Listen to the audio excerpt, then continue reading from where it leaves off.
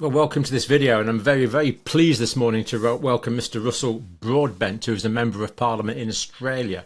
Russell, welcome and thank you so much for making the time to come on. Thanks, John. It's very kind of you to have me here. I'm honoured to be on your program. Not at all. And you're a Member of Parliament for Monash in Australia.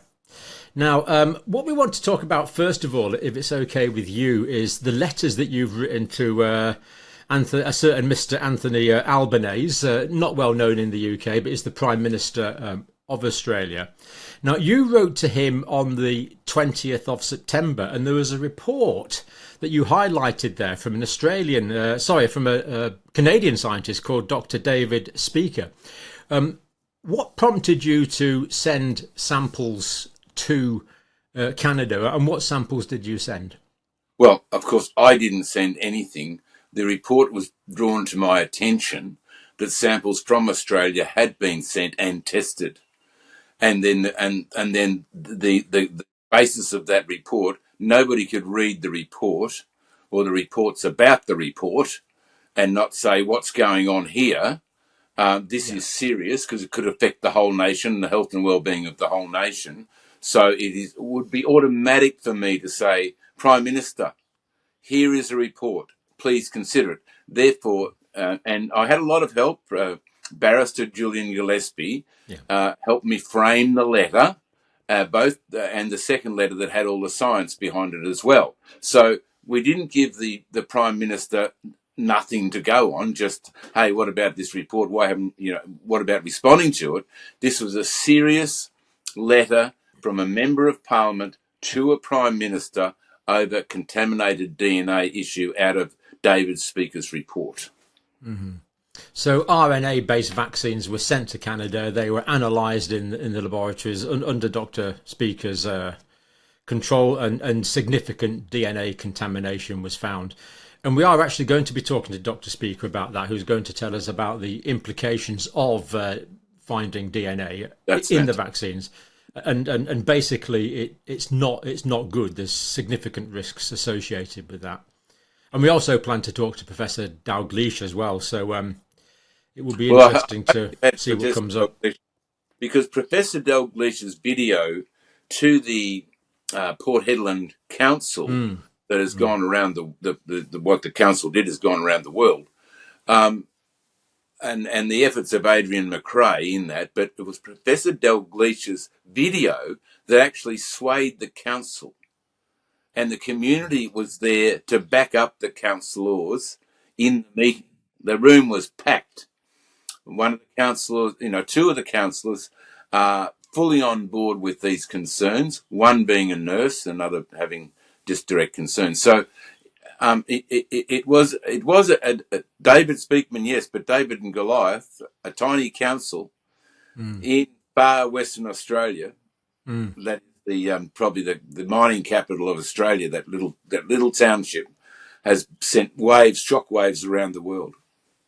So what actually happened here was, I think it's fair to say, there's disappointment from the official national response to this risk of the DNA contamination specifically. They were absolutely attacked. Their council was absolutely attacked by the Premier of Western Australia because, and the Premier is the state government. We have state government here, which you don't have, but the Premier is the state government here. And because he was the former health minister under this whole debacle.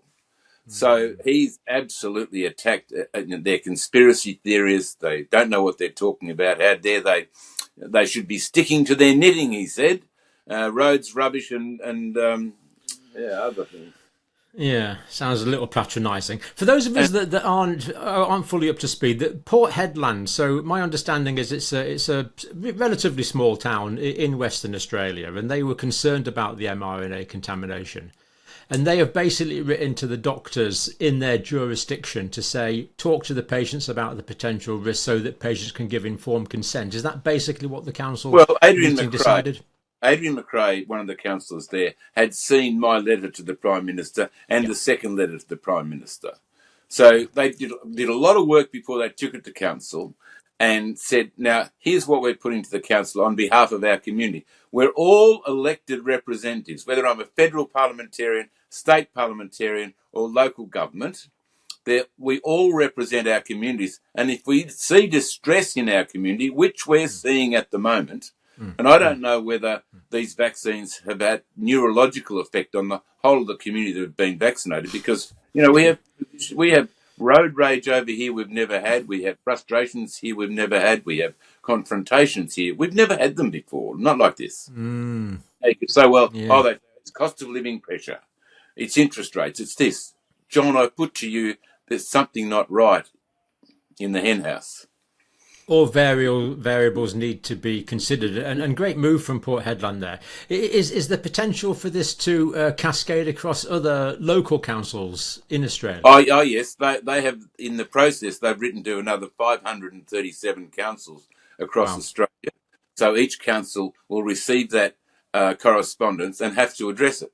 Now, I dare say their officers, many of them, will try to dismiss it, because local government across Australia was directed by state government as to what their response would be to the COVID outbreak, and it was to lock everything down, close everything down. If you weren't jabbed, you couldn't work for the council. If you weren't jabbed, you couldn't work in the hospital. If you weren't jabbed, you couldn't go to work. It was terrible. So there was a hierarchical authority from state government down to regional government, but in Port Hedland, we're actually seeing local democracy in action. It sounds brilliant. Oh, absolutely, yeah. Well, let's hope that carries on. So the letter on the 20th of September, it was mentioned that there was different batches. So the Pfizer and Moderna trials, as I remember, used a particular manufacturing process for the vaccines, and then used a different manufacturing process for the actual rollout, which seems rather bizarre. And people tend to forget this, and I was glad to see that was mentioned in the letter. There's a lot of things that people have forgotten or don't want to address. And I understand that with doctors, with the general public, with the people who are starting to wear masks in America again that we no good to them and just make them sick. I am actually concerned that people just say, can we please just put this behind us and move on? No. That's not the way to go, because we could be facing all the same issues again tomorrow. And do we do exactly the same thing as we did last time and have vaccine injuries across the country? Yep. Now, in that letter of the 20th of September, you asked for a full, transparent inquiry. Is this now happening in Australia? No. Prior to the last election, this Prime Minister Albanese, as opposition leader, promised a royal commission into our response to the COVID situation. After the election campaign, he dropped it completely, and we haven't heard another thing about it. So, what information did he receive that caused him not to go ahead with the promise? And it's a matter of trust for me. When politicians say, I'm going to do something, they have a moral obligation to do exactly what they said they were going to do. Yep. The officials, our beautiful people here that tried to get the information out of government, and the document was returned to them with every page and every line redacted. Now, and they have to know that if you redact every page of the document all the way through, that someone like me is going to say, well, what have you got to hide? Why are you hiding it? And it makes a complete mockery of the idea of freedom of information, which governments are at least paying lip service to, but sending back black pages, which is very disappointing. And in that letter, you also said that Australians deserve answers. So I think it sounds like, from what you're saying, Australians are not getting the answers they deserve at the moment. Both the letters are seriously written letters. Oh, yeah. And this time, I did not just send a letter from a parliamentarian, a backbench parliamentarian, to the Prime Minister and the Health Minister. But I actually said no to my staff. I need the backup of people like Professor Dalgleish, whose expertise cannot be denied. Yeah. And there were 52 others in his vein that co-signed that letter. We have looked at those co-signatories, and I mean, basically, we've got some of the world's leading doctors and scientists in that. I Absolutely. mean, if we're going to completely ignore, professors with 50 years medical experience as consultant physicians and researchers, and just say, no, your opinion doesn't quite suit the political zeitgeist, off you go, boys, and play. I mean, it makes a mockery of the scientific process and the political process, as far as I can see. And thank heaven it was boys and girls, because it was full of women as well. Absolutely, emphatically so. Yeah, and people from different geographical areas. Yeah, It was a yeah. yeah. So I hope that gives the letter international pressure, and that the David of the tiny Port Hedland Council is the slingshot and the stone that brings down Goliath, because that's what we're facing. Yeah. That's what we're going to, the David Declaration, which is being framed up now. And I think that'll be our very next step, to say this is what we have to have. Yeah, and we remember that David managed to slay Goliath with 5 small stones despite his might. So a salutary warning there for governments and people who are. But he had to be brought down first. Then his head was chopped off with Saul's sword. By his own sword, indeed. Yeah. So Yeah. let's hope that governments learn from that. Oh, you're right. It was his own sword, wasn't it? Yeah, it was his own sword. Yeah, yeah. His own, I don't know how he picked it. Yeah, yeah. So letter of the 25th of the September. Basically, you want an immediate suspension of the mRNA products. You've got evidence to base that, but do you feel that's consistent with the precautionary principle that first we do no harm, that we suspend these products until we know what the heck is going on? My whole intention is for that immediate suspension. Yeah. Yet what's happening here in my own electorate is they're having pop-up vaccination centres. And they're still pushing these vaccines, or so-called vaccines. Well, I get a reminder about once a week from my doctors and health authorities telling me to come for the COVID jab. It's becoming rather boring, really. It's just quite incredible. No, we want free and open scientific discourse where my scientists are not closed down, my doctors are not closed down, my specialists are not closed down.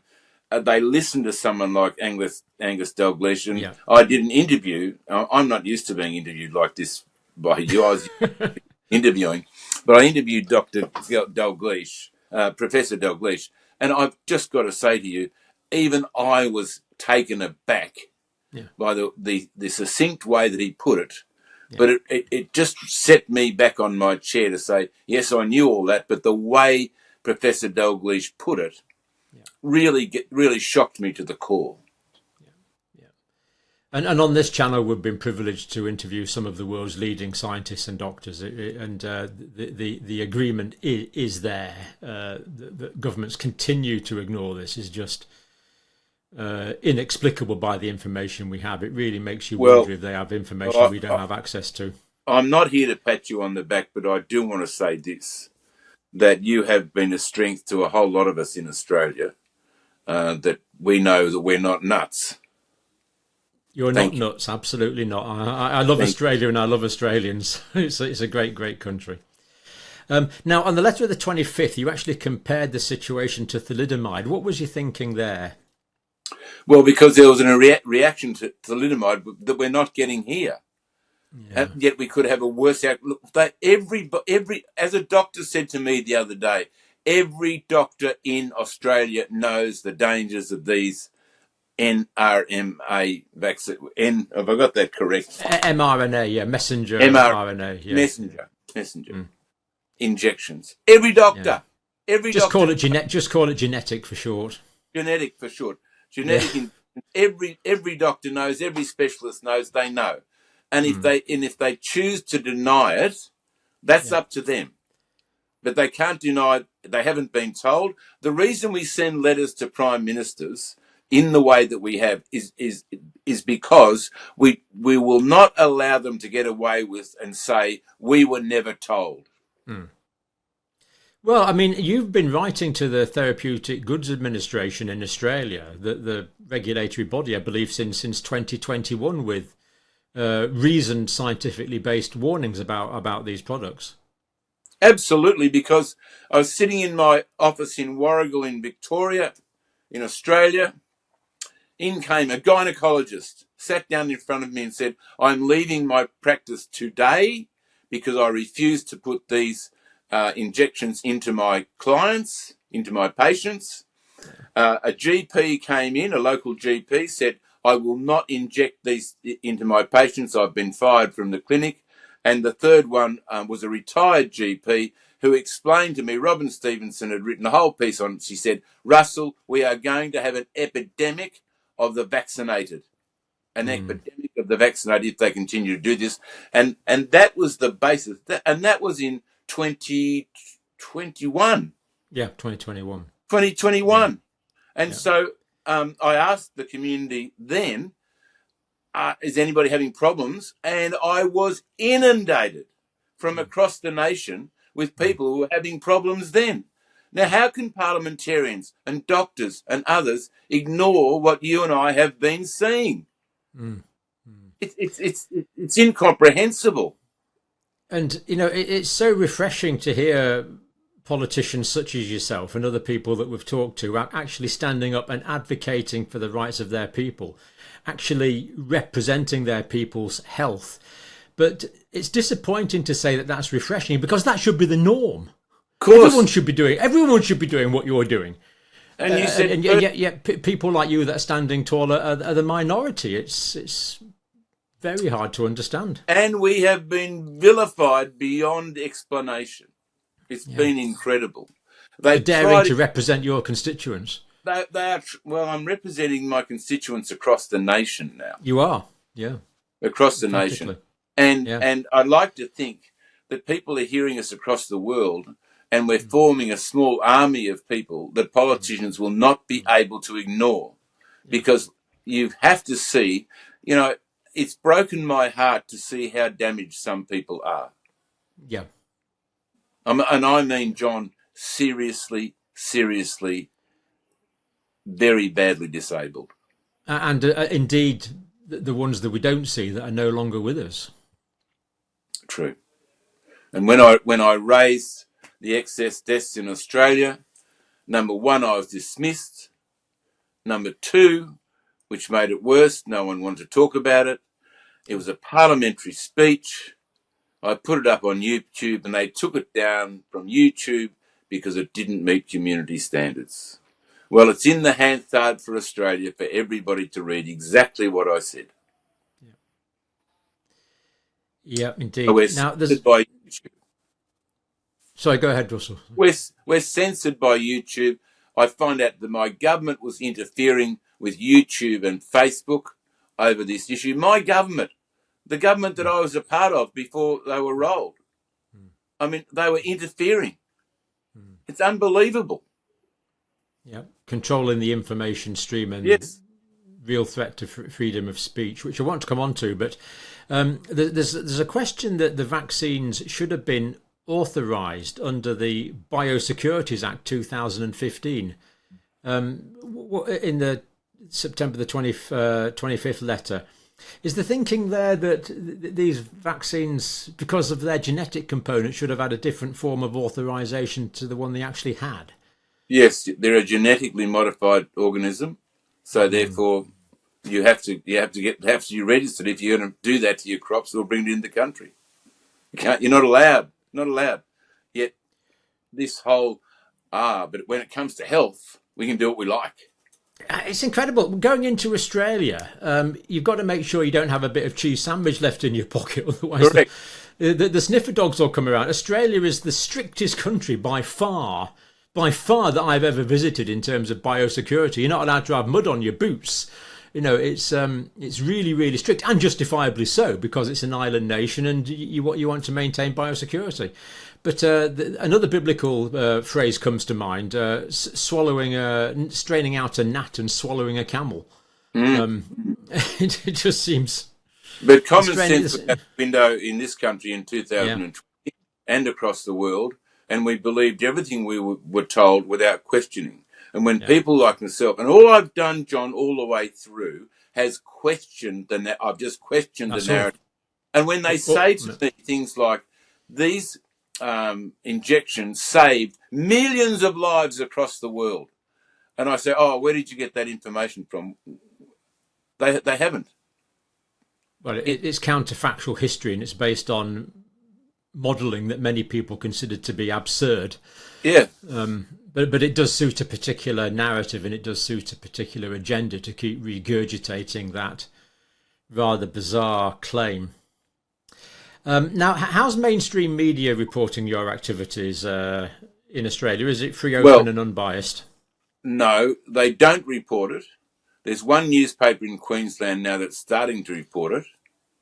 And I know that journalist has been struggling for 2 years to get a story up. I think what happened was his editor is connected. His editor is either vaccine injured or he knows somebody that is vaccine injured. And he's now allowing stories to come through the mainstream.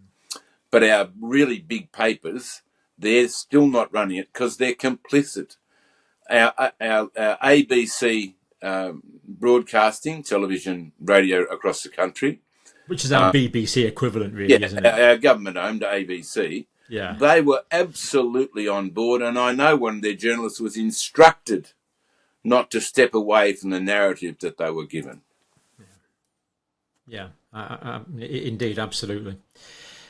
So, do you think there's been influence? This is somewhat supposition, but do you think there's been undue influence in Australian thinking and in Australian decision making and Australian politics from international bodies? So we could probably think of World Health Organization, United Nations, World Economic Forum, certain philanthropists. Do you think they've been influencing? So a cynic might say manipulating the Australian situation? All of the above, but plus the health officials in this country are aligned with the health officials in the UK, who are aligned with the health officials in Europe, who are aligned with the health officials in America. So this is what we're doing. This is our response. So therefore, if the UK is doing it, well, we have to do it too. And that would be the advice that then is given up to government rather than them questioning what was happening. No, I've spoken to my friend in the UK and he says this is the situation, and off they go. It does indeed sound like they're all singing off the same hymn sheet, doesn't it? Australia had a very well worked through plan if a pandemic hit.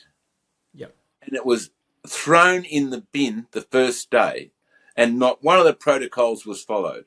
Yet this was put together by experts in the field over a 5-year period so the nation, this great South land, could respond appropriately.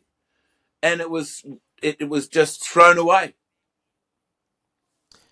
It would be good. It would be good if Australians recognised the outside influence in their country and took some of their decision making back into their own hands. I would have thought. Does that seem reasonable to you? If you wrote a story in a novel, it'd be a bestseller, but it'd be thrown out the window as fantasy. Ludicrous conspiracy theories. Yeah. What's the situation like as regards? I mean, you've already mentioned that there's been significant impact on free speech as regards the specific pandemic-related issues. What's the sort of freedom of speech situation like in Australia at the moment? In the UK, it's never been worse in my lifetime. Speech is more inhibited now than I feel it's ever been in my lifetime in the United Kingdom. Is Australia as bad, or is it better there? Great letdown here was our Human Rights Commission, who were virtually not to be seen during this whole pandemic. They were a disgrace. They, every time that somebody, the distance between a conspiracy theory and truth is about a week now in Australia. That's what's happening. And so I think they're all ducking for cover. But at the same time, Australia, like the rest of the world, is introducing a mis and disinformation bill where the government will take control. I guarantee you'd have been off our systems by now, John, because Yeah. you wouldn't have been allowed to broadcast into Australia because you'd be putting forward misinformation according to the government's requirements, and they're going to decide what we can and can't say. The 2023 misinformation and disinformation bill, is that law now yet, or what's the status of that? No, it hasn't gone through the Senate at this stage, and it's going to a Senate committee. That'll be a whitewash. Right. They will get it through, and then they'll back that up with hate speech legislation. So this disinformation, misinformation bill, what's it going to inhibit? They're going to decide any content on internet, Facebook, YouTube, anything that comes through. But they've exempted the government themselves. They've exempted universities, and they were going to try and exempt some others. But we have an e-commission that was meant to protect children on the net. That was her whole modus operandi. That's all she had to do. But she ended up with a $50 million budget, and she was suing Elon Musk, which he's just backed out of at 100 miles an hour. So the Australian government was paying for this, was it? The Australian taxpayer was paying for this? Absolutely. Yeah. So once this disinformation, misinformation bill is passed, even if it's in a slightly attenuated form, and then they start adding hate speech to this, basically it sounds like Australia is going to be controlled by the thought police. Correct. And they've even named the committee that will be the thought police. So this elite group of people are going to basically be telling us or telling Australians what to think, and certainly controlling what they say. I mean, that really is a genuine Orwellian nightmare. It's by the sounds of that. And John, you know how this works. They have to make themselves relevant by finding things to ban. Yeah. Or or set out their criteria, which will be their criteria of what they believe is right and wrong. And a lot of what has now come out around the whole COVID issue would never, ever have come out under the misinformation, disinformation bill. And in the bill's background statement, they said it's the misinformation that was around over the vaccines themselves. I mean, they're actually still saying that they were safe and effective, and there were people out there saying they're not safe and effective. We have to get that sort of language off our internet. So they're taking something that is untrue to justify greater Orwellian regulation of the ordinary Australian citizen. And that's happening in Australia with an Australian people who I thought would never bow the knee to such legislation. I know. I mean, you imagine Australia's the sort of bedrock of independent speech. It just seems so much against the Australian character that I've grown up understanding, and the reversal is just very difficult to explain. I mean, how are Australians taking this as a whole? Is Australia divided, or is it sort of moving forward under this information totalitarianism, or what's sort of social cohesion like in Australia? Is Australia united or divided? I'm afraid they're waiting for the Ashes series. That's where they're at. Mean? Well, the Ashes series is coming to Australia this year. It would be played in Australia this year. The first match is going to be in Western Australia for the first time, the opening game. When I say that, I'm saying to you, they are not concentrating on issues like you and I are speaking about. Oh, got you. They want it to go away. It's a diversionary tactic. Look over here, look over here, look over here. Look at the soccer, look at the football, look at anything. But don't look here. Go to sleep and let us get on with our control agenda. Yeah, that's right. But it's probably worse than that because of the effect it's had on so many individuals. My friend is a muscle therapist, and she said to me this morning, she has so many clients coming in and saying, I haven't been that well since I had the injections. When I think back, I haven't been that well. And this started when I had the injections. Now, people would say to me, how dare you say that, Russell? It hasn't affected me. It hasn't affected Yeah. my family. It hasn't affected those around me. But the ones it has affected are in their hundreds of thousands and probably millions in this nation. But if Australia, I mean, my impression is that Australia is divided. I talk to many people in Australia who are very much like yourself, who are very much concerned about the current agenda. And, a house divided against itself cannot stand. This is really bad for the whole concept of the nation state. In my country as well, there are such massive internal divisions now. And Really is, the people that have been fighting the good fight, John, they're tired after 4 years. for sure. Tired, and they